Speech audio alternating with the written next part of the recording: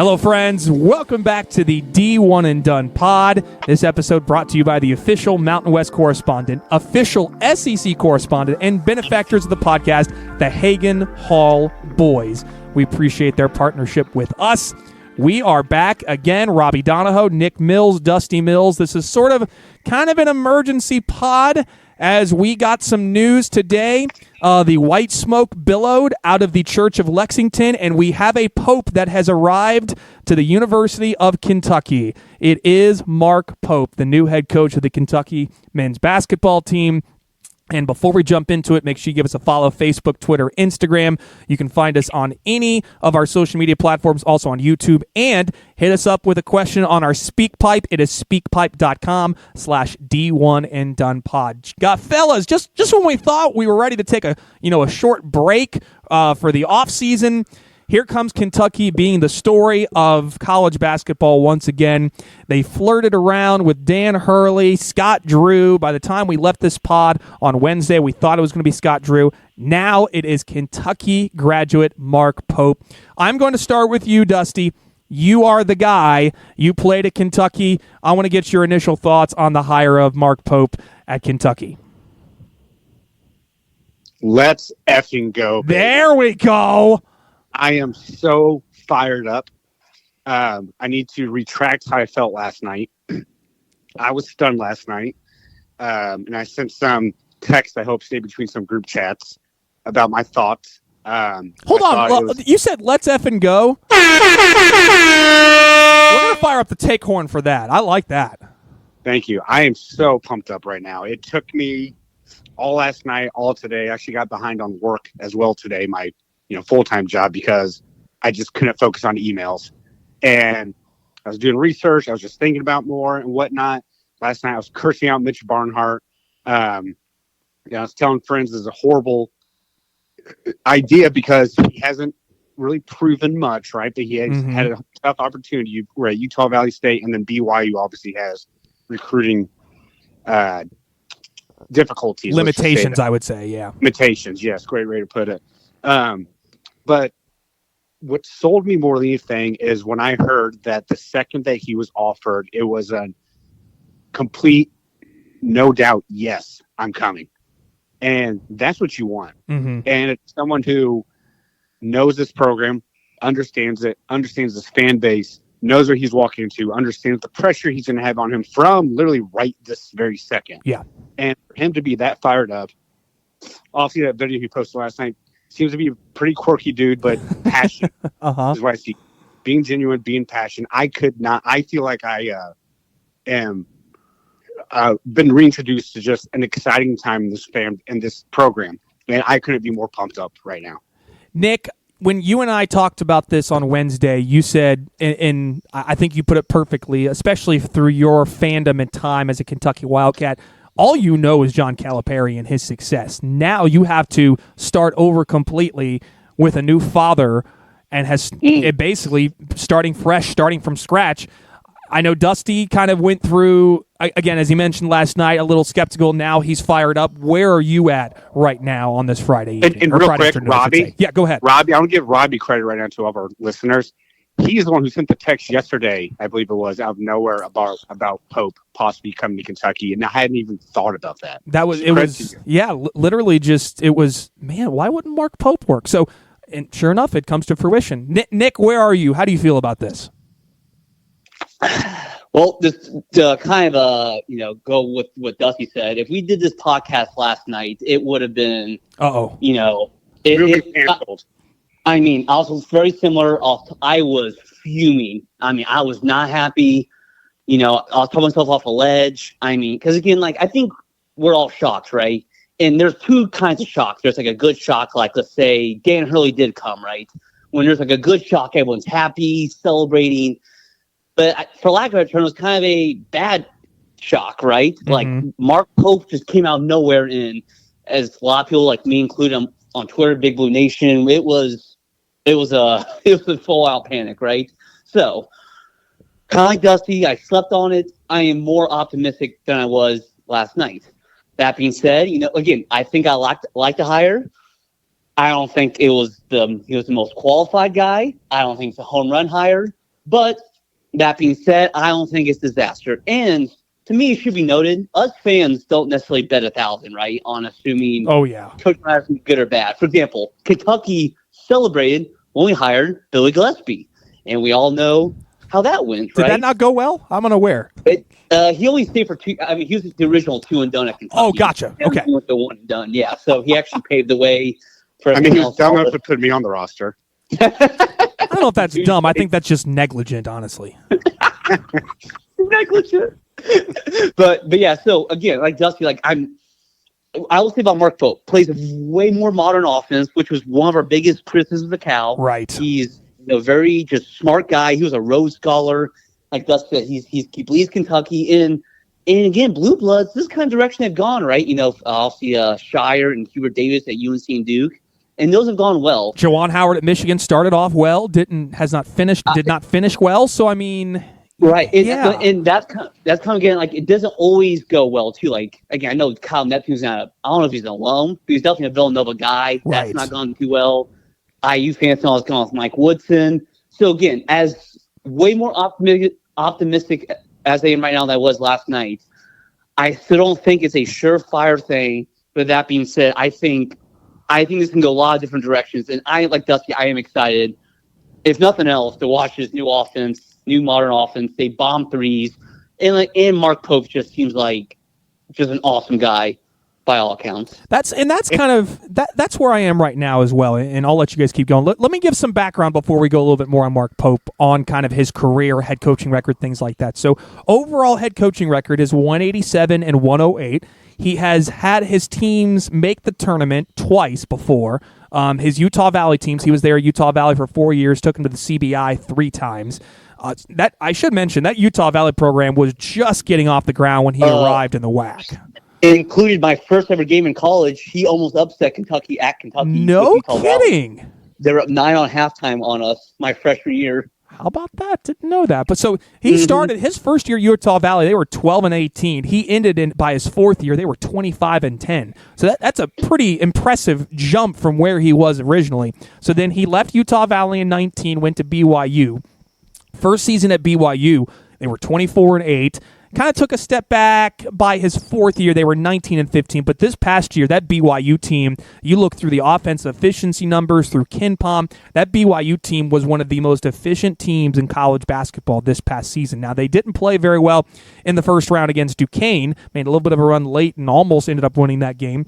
But as Dusty mentioned, it seems like he's bringing a more modern, more fresh approach to how they play offensively. Now, this will be a topic that I'm going to talk about.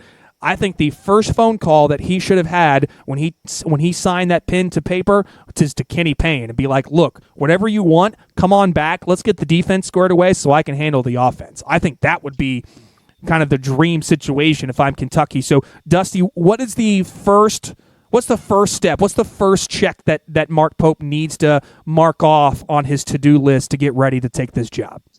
So first of all, I want to finalize, or second off, and finish what I was thinking earlier. The crazy part about this is he is not in the situation had he not been the coach a player at Kentucky, right? Absolutely, yes.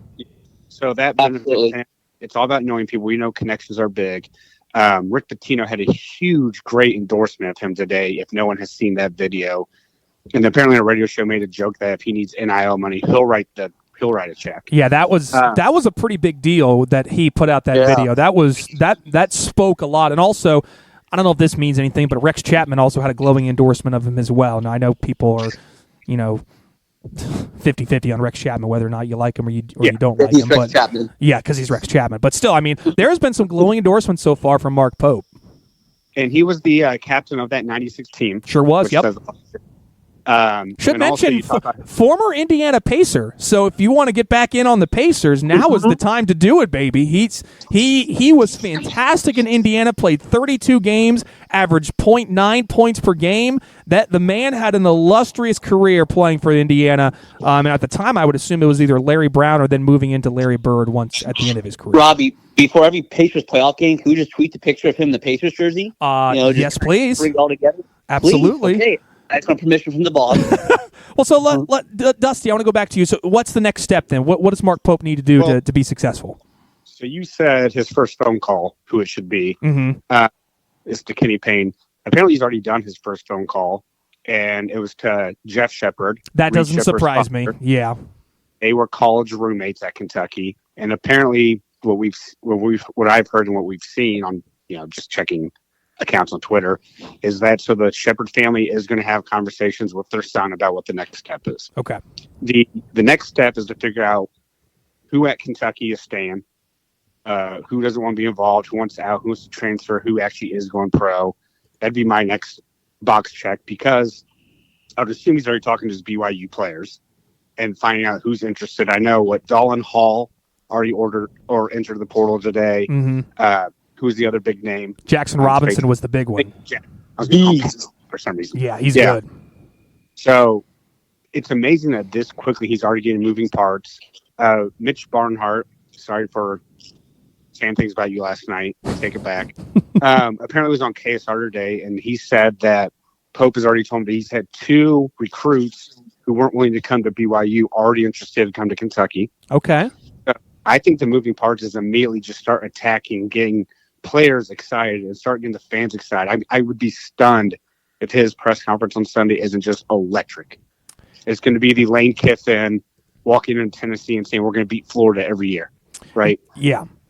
So that's for me. Focus on the players and get the fan base excited. So we should mention, so as of right now, Kentucky is officially introducing Mark Pope as its new head basketball coach on Sunday, 4:30 p.m. Eastern at Rupp Arena. So I would imagine it is going to be quite a wild scene. And Nick, I want to go to you on this point. I think the initial reaction last night was, what the heck has just happened? We were on the verge of getting Scott Drew, now we're getting Mark Pope. But now it kind of feels like that maybe some prisoner of the moment feels, maybe too many people were in some adult beverages last night, and now we're starting to come back down to earth, and everyone's starting to kind of come to reason and be like, you know what, this could be a good hire. Are you in the position where you're good with giving him this chance, and you're feeling good going into the 24-25 season? Robbie, I'm glad you brought this up, because this was going to be my next point. I think we should point out why a lot of us were kind of upset at first, right? Like kind of the we're going to call it the cons of hiring Mark Pope, right? Yeah. He was at BYU for 5 years, 0 tournament wins, only made the tournament 1 time in the last 3 years. I think those are all notable.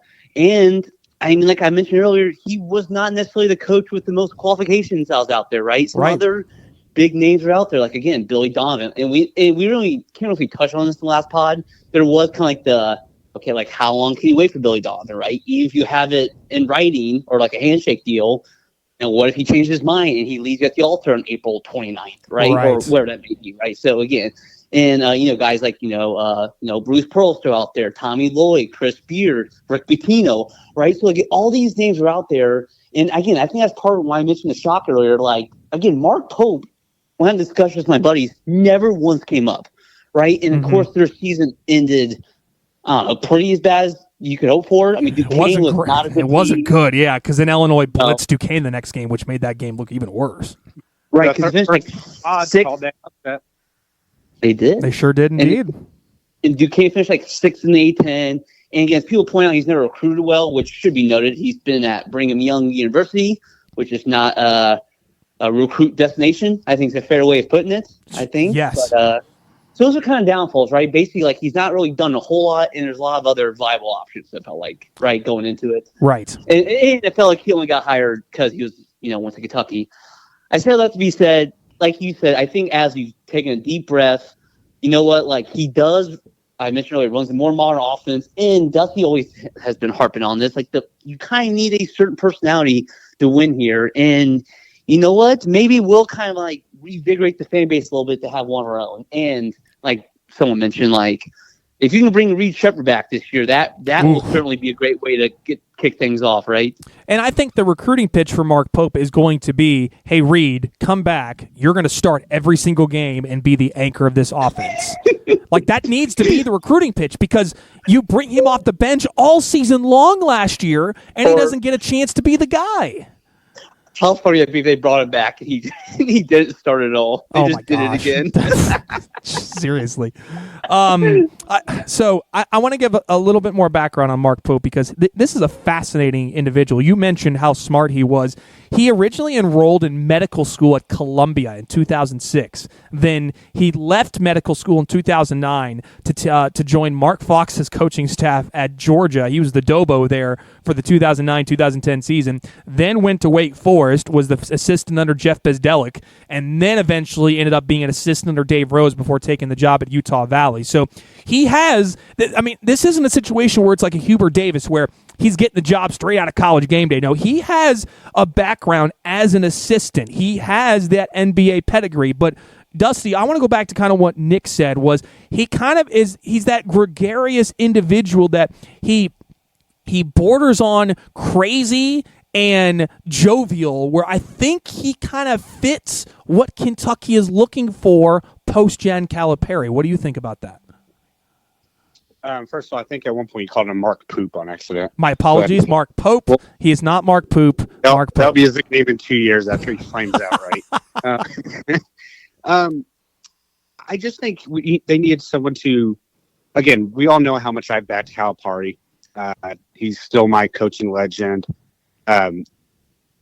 This fan base needs to be reinvigorated. Yeah. And you have someone who's going to come in fiery, still young. I was just talking to our new sponsor about this on the phone about an hour ago. And I said, if he comes in and can prove himself, this fan base needs to be patient for about 2 years. And I think it only takes that long with all the portal stuff now and transferring and new recruiting styles and whatnot. But I could see this becoming one of those, which probably Juwan Howard went in Michigan, where he is here the next 30, 35 years.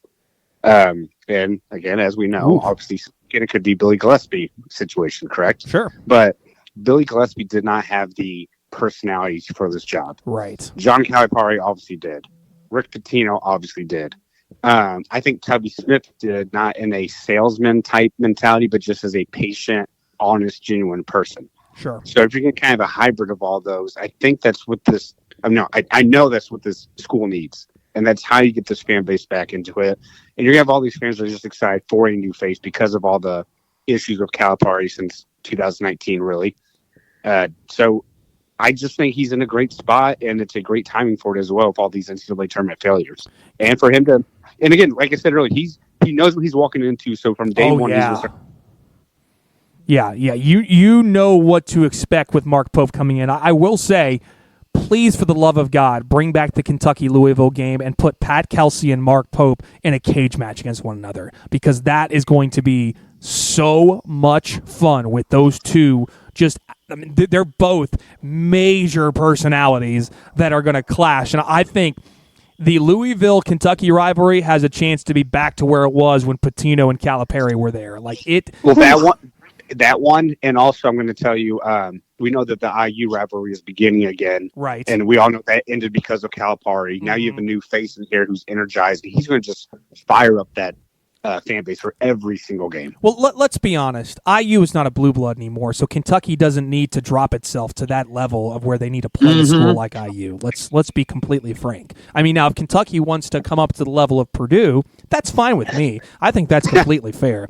Well, Robbie, you need some bye games on schedule, though. You do need a couple. Games. Absolutely, yes. And I will never understand for the life of me why coaches don't want, and I guess this was a Calipari thing where he did not like to play home and homes and wanted the neutral sites, but like rivalries are the lifeblood of college sports.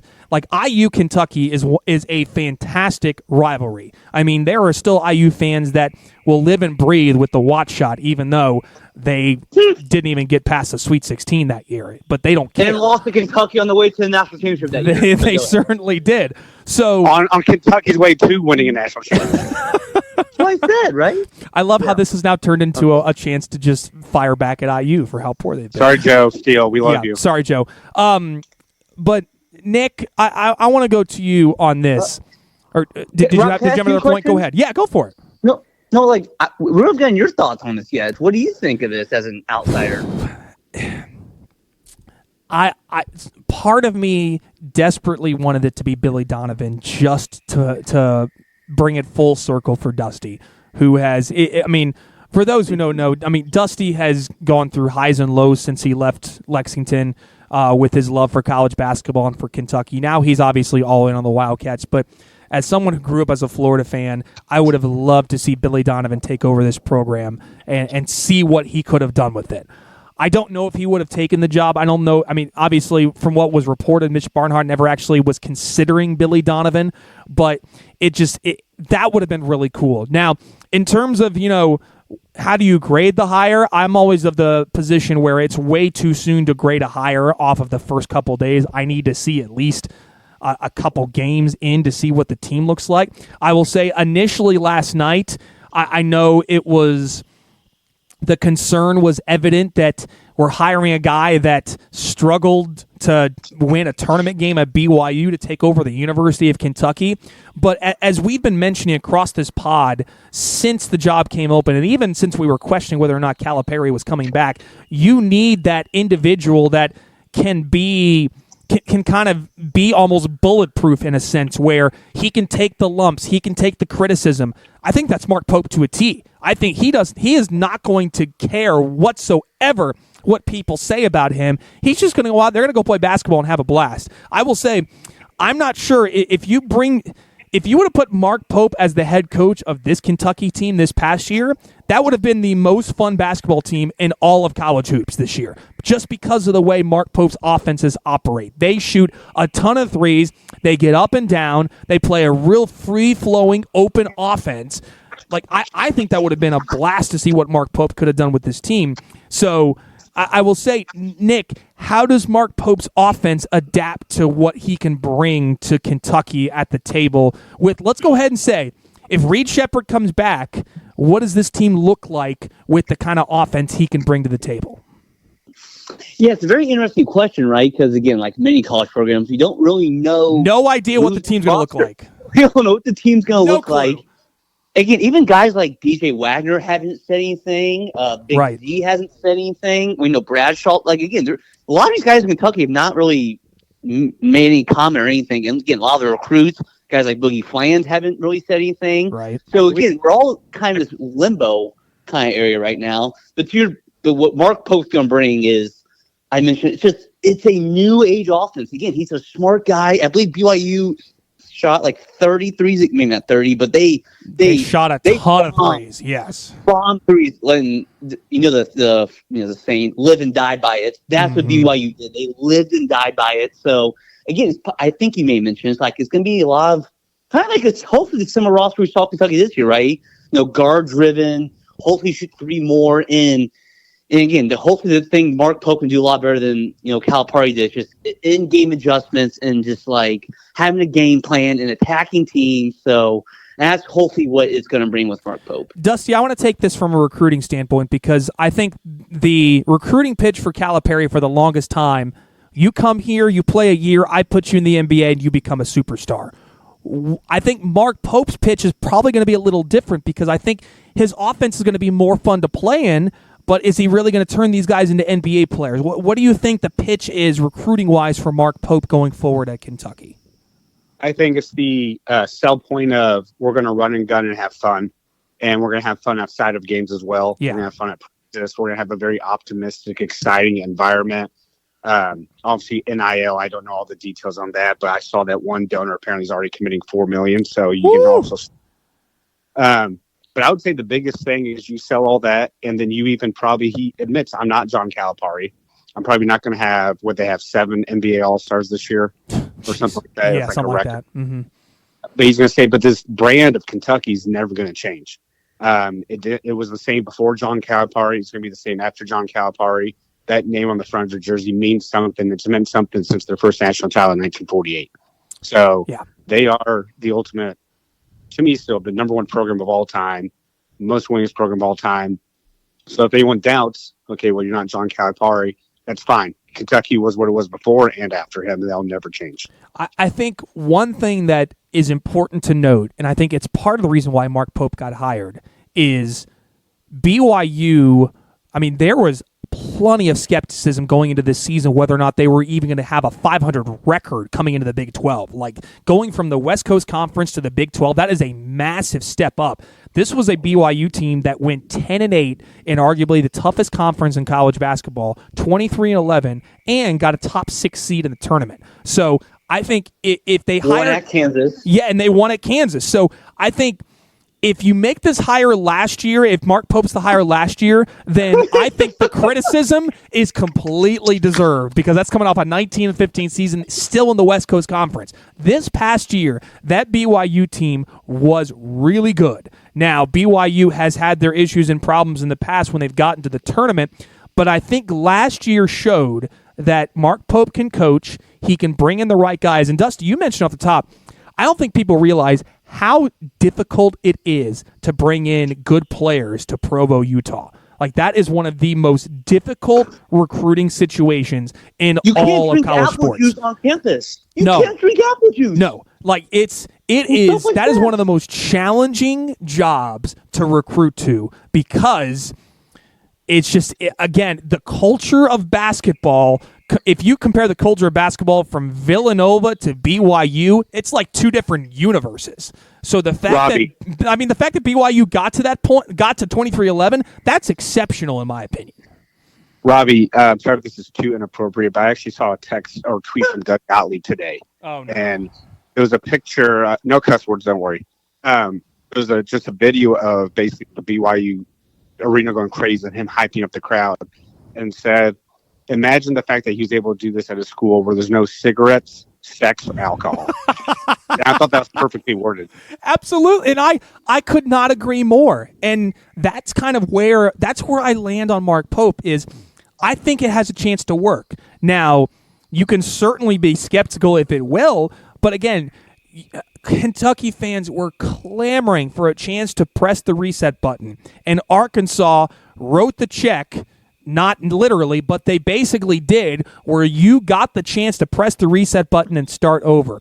Here's your chance to start fresh with a clean slate. Now you have it with a Kentucky guy who took you to a national championship that has shown he can win wherever he goes. Granted, it's just in Utah, but here's the opportunity to do it. One of my favorite tweets, and Dusty, I'll turn it over to you after this, was the Associated Press tweeted out about 9 hours ago, Pope will travel to Indonesia, Papua New Guinea, East Timor, and Singapore in longest trip of papacy. And someone quote tweeted, that's a hell of a recruiting swing right off the bat, which I thought was hilarious that someone would think that Mark Pope is going to those places to start recruiting. But ultimately, Dusty, you're the guy that played at Kentucky.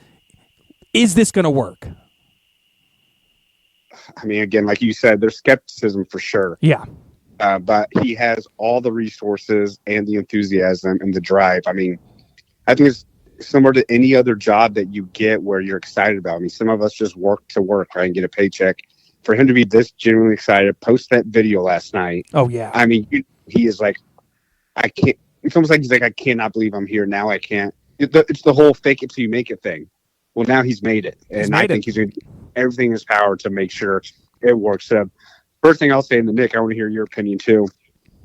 You talked about Kenny Payne, interested to see what staff he brings in. If Orlando Antigua comes back, something's wrong.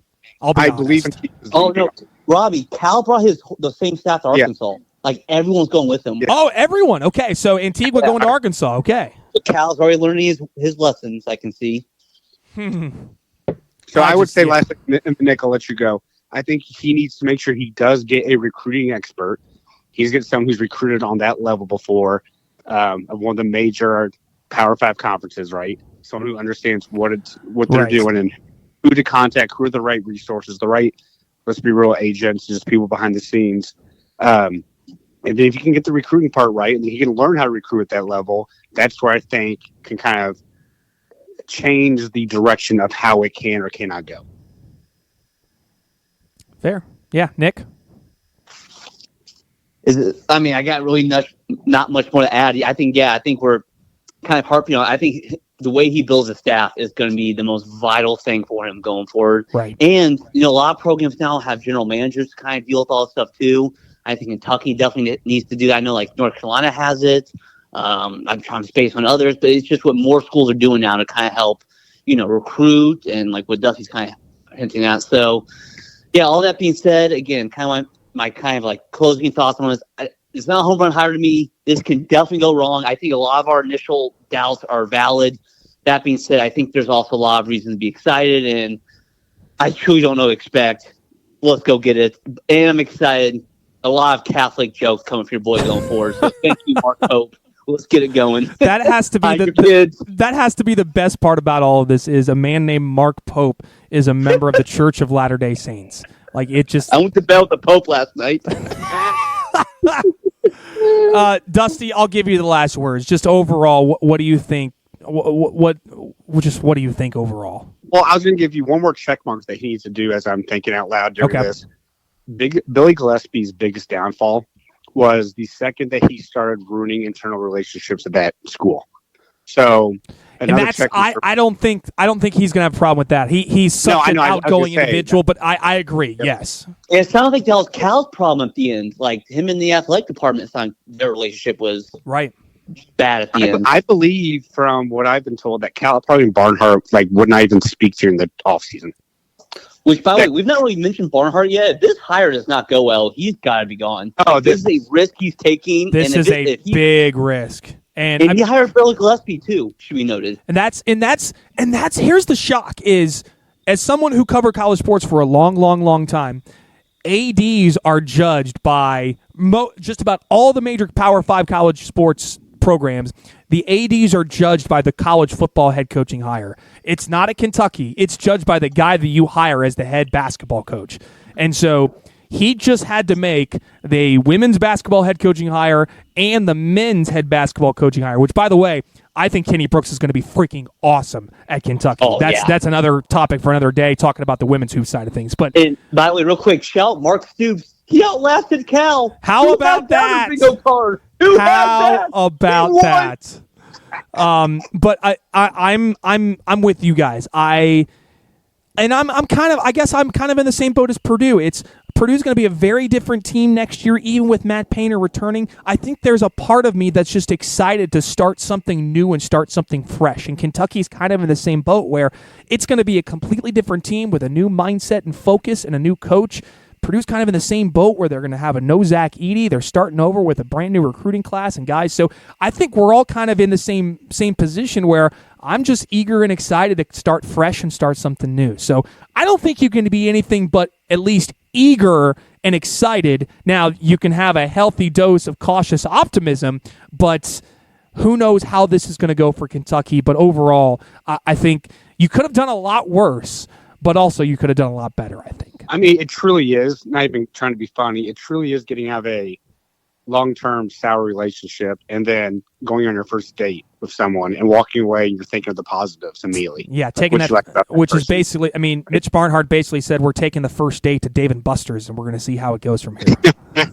Speaking of Mitch Barnhart, we'll have an After Dark episode sometime this summer, and I have some amazing Mitch Barnhart quotes that I heard during my Gillespie.